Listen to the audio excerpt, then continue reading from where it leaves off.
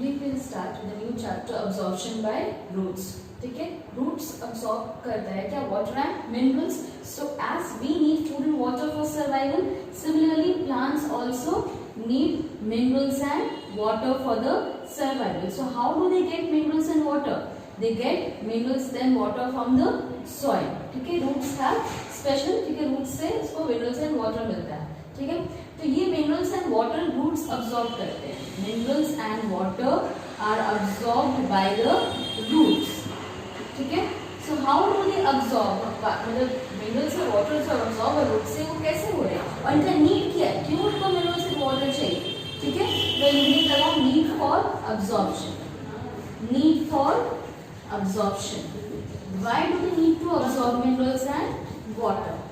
Okay, need for absorption. So first need is for photosynthesis. First need is for photosynthesis. Okay, so photosynthesis is what, 6 CO2 plus 6 H2O. Plants take 6 carbon dioxide and water, carbon dioxide from air and water from roots to form what, C6H12 O6, which is glucose, and give out 6 molecules of oxygen. Okay, so this synthesis of glucose, for the synthesis of glucose we need what, water. That's why root need to absorb what, water. So first need is for photosynthesis. Okay, second need is for transpiration. Second need is for transpiration. When we drink water, when we drink a lot of water, we sweat sometimes. Okay, so similarly plants also transpire. There is loss of water from the plant in the form of water vapor. Okay, loss of water from the plant in the form of water vapor. Okay, this is known as transpiration. So if there is a loss of water from the plant, so they will need some water. Okay, तो इसके लिए loss of water के लिए यहाँ पे transpiration क्या होता है, जैसे sweating करने में cooling effect देता है, वैसे plants को भी क्या होता है, cooling effect मिलता है. So for transpiration we need what, water. So water needs to be absorbed. अभी loss हो जाएगा water पे form में, यहाँ पे क्या होगा, एक suction force create होगा और water नीचे से फिर क्या होगा, ऊपर जाएगा. ठीक है, तो ट्रांसपिरेशन वजह से एक सक्शन फोर्स क्रिएट होता है वहां पे वैक्यूम. जब वाटर लॉस हो गया वाटर वेपर के फॉर्म में, तो यहाँ पे क्या हो जाएगा, एक वैक्यूम जनरेट हो जाएगा. ओके, और यहाँ पे क्या होगा, जब वैक्यूम जनरेट होगा तो नीचे से वाटर अब्सॉर्ब होकर वो ऊपर जाएंगे, इसलिए सक्शन फोर्स क्रिएट होगा. ठीक है, so for transpiration and then transportation. Transportation of what, transportation of food. Water चाहिए जो फूड सिंथेसाइज हो रहा है various part of the plant में, और मिनरल्स को अब्सॉर्ब हो रहे हैं, इनका भी ट्रांसपोर्टेशन जरूरी है to all the parts of plant. ठीक है, तो वाटर क्या होगा, वाटर इजीली वो फूड को क्या कर देंगे, डिसॉल्व कर देंगे, और फिर क्या होगा, वो इजीली तो ट्रांसपोर्ट हो जाएगा to all the parts of the plant. That's why water is, absorption of water is also necessary. Okay, next number 4 is for mechanical support. Number 4 is for mechanical support. What is this mechanical support? अगर एक cell है, ठीक है, यहाँ पे अगर हम इस सेल को, अगर ये प्लांट का एक सेल है, ठीक है, ये ट्रांसपायर किया, वाटर लूज कर गया. जब ये वाटर लूज कर गया तो यहाँ पे क्या होगा, एक वैक्यूम जनरेट होगा और ये सेल क्या हो जाएगा, फ्लैसिड हो जाएगा. इस तरीके से वाटर तो लूज हो गया सेल में से. ठीक है, तो अब ये क्या होगा, एक वैक्यूम क्रिएट होगा और फिर वो क्या होगा, थोड़ा सिकुड़ जाएगा. जैसे लीव्स मुरझा जाते हैं समर में. ठीक है, तो सेल्स बिकम्स फ्लैसिड. ठीक है, तो अब ये सेल को फ्लैसिड को फिर से अपना ब्रीथेबिलिटी कंडीशन में आने के लिए इनको क्या करना होगा, फिर से वाटर अपने अंदर लाना होगा. ठीक है, तो अगर हम जैसे कोई भी लीव्स, जैसे कुछ भी लीव्स अगर मुरझाए तो तुरंत उनको पानी में डाल दो, फिर से वो अच्छे हो जाएंगे. ठीक है, तो यहाँ पे वैसे होता है, वाटर डाल देंगे तो यहाँ पे वाटर क्या होगा, अब्सॉर्ब हो जाएगा, तो फिर से क्या होगा, ये अपना टर्जिड कंडीशन में आ जाएगा. इसको बोलते हैं turgid condition, and this condition known as flaccid condition. ठीक है, flaccid. And flaccid cell and this is the turgid cell. तो ये क्या होगा, अगर सेल्स टर्जेट रहेंगे तो प्लांट्स भी अपराइट रहेंगे, अब मैकेनिकली भी वो सपोर्टिव रहेंगे प्लांट। अगर लीव्स सब मुरझा जाएंगे जैसे तो फिर प्लांट में भी कोई मैकेनिकल सपोर्ट रहेगा नहीं रहेगा, plant will also drupe down. Okay, so for mechanical support also absorption of water is necessary. तो ये वाटर कहाँ से सेल को मिलेगा, जब ये रूट्स अब्सॉर्ब करेगा तब इस वाटर को सेल मिलेगा। ठीक है, इसलिए water is necessary for mechanical support also. ठीक है, एंड देन नीड ऑफ, ये तो था need of for absorption of water, क्यों जरूरी है, need of absorption of water क्यों जरूरी है। ठीक है, take a screenshot and then we'll start with the need of absorption of minerals.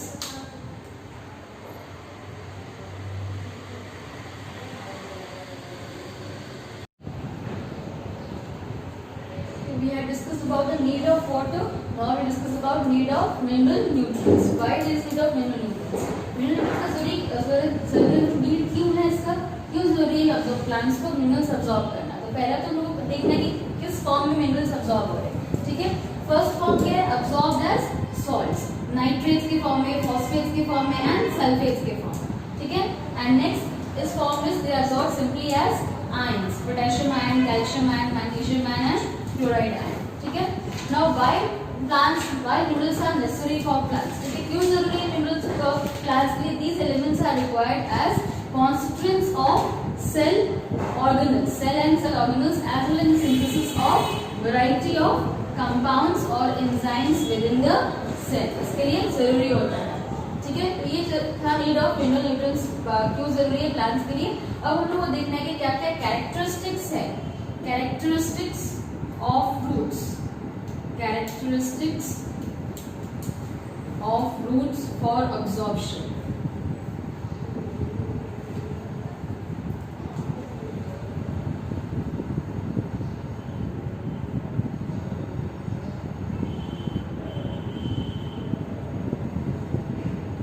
ठीक है, नंबर 1 क्या आना चाहिए, large surface area, large surface area. Roots का एरिया क्या होना चाहिए, एनॉर्मस होना चाहिए। ठीक है, जितना ज्यादा सरफेस एरिया होगा उतना ज्यादा वाटर रूट्स अब्सॉर्ब करेगा। ठीक है, सपोज एग्जांपल है बैल्सम प्लांट, क्या एग्जांपल है, बैल्सम प्लांट। इनके रूट्स जो होते हैं वो बहुत ही एनॉर्मस होते हैं, मेनी रूट्स। ठीक है, और जितना रूट्स होगा, जितने रूट्स के सरफेस एरिया होंगे तो हर रूट्स में क्या होंगे, एक एक सेल होगा पर्टिकुलर, जितने ज्यादा सेल्स होंगे उतना ज्यादा क्या होगा, वाटर अब्सॉर्ब होगा from the soil.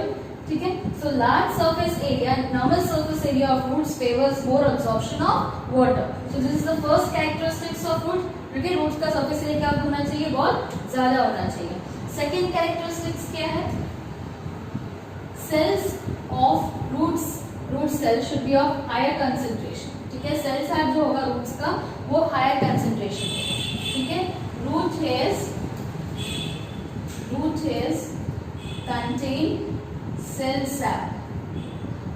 contain cell sap of higher concentration than the surrounding medium.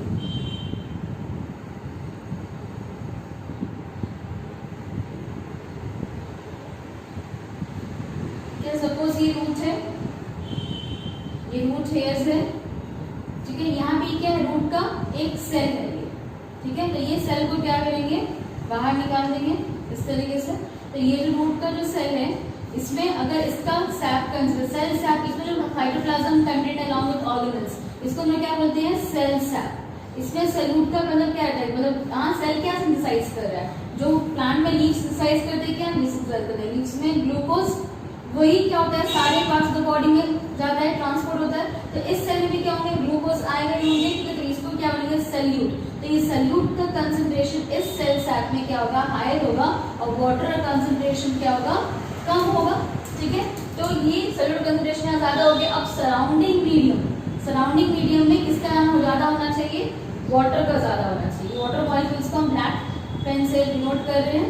ठीक है, तो अगर वाटर मॉलिक्यूल्स सराउंडिंग मीडियम में ज्यादा होंगे और यहाँ पे सेल सैक में बहुत कम होंगे, ठीक है। तो बाहर में क्या है, वाटर का हाई कंसंट्रेशन है और बाहर अंदर में क्या है, लो कंसंट्रेशन है। वही रिवर्स है, सोल्यूटर कंसंट्रेशन सेल के अंदर बहुत ज्यादा है, इसलिए सेल सैक क्या है, हाईली कंसंट्रेटेड।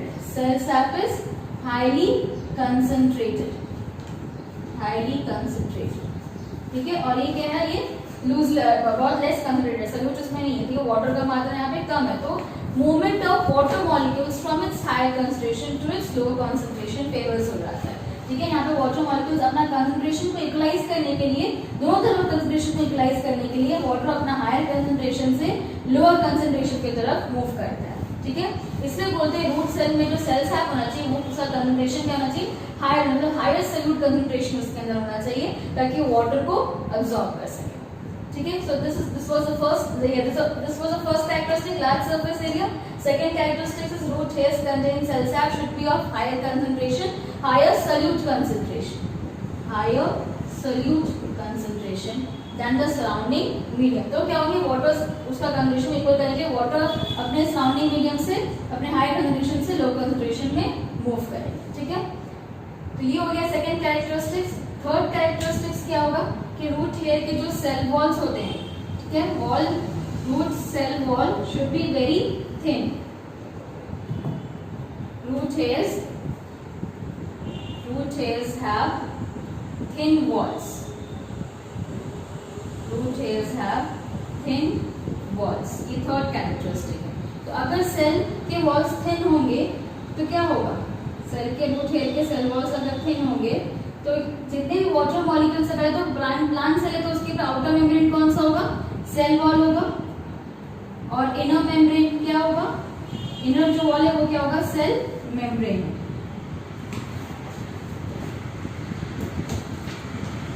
सेल वॉल क्या होते हैं, they are freely permeable, they are freely permeable,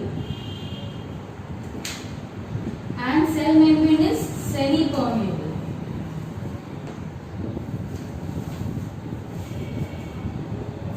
मतलब क्या कि ये अपने अंदर वाटर भी अलाउ कर सकते हैं और सल्यूट पार्टिकल्स भी अलाउ कर सकते हैं, ठीक है। कुछ भी particles can they will allow to pass through them, ठीक है।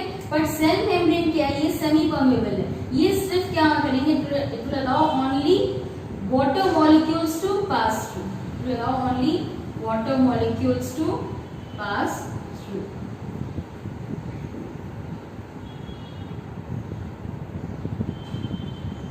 तो सेल मेम्ब्रेन के थ्रू यहाँ पे क्या होगा, सिर्फ वाटर मॉलिक्यूल से अंदर में सेल के अंदर जा पाएंगे, ठीक है। जिससे बोलते हैं थिन वॉल होगा तो इजी डिफ्यूजन होगा सब्सटेंस का, जितना थिन वॉल रहेगा उतना जल्दी सब्सटेंस क्या होंगे, आर पार चले जाएंगे, ठीक है, तुरंत चले जाएंगे। थिन वॉल्स रहेगा तो लेस डिस्टेंस ट्रैवल करना होगा तो ये क्या होंगे, तुरंत डिफ्यूज हो जाएंगे, ठीक है। तो third characteristic is root hairs should have thin walls, ठीक है।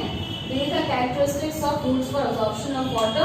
Now in the next lecture we discuss about the different phenomena related to absorption of water, osmosis, diffusion, inhibition. Okay, we discuss this about these different phenomena in detail.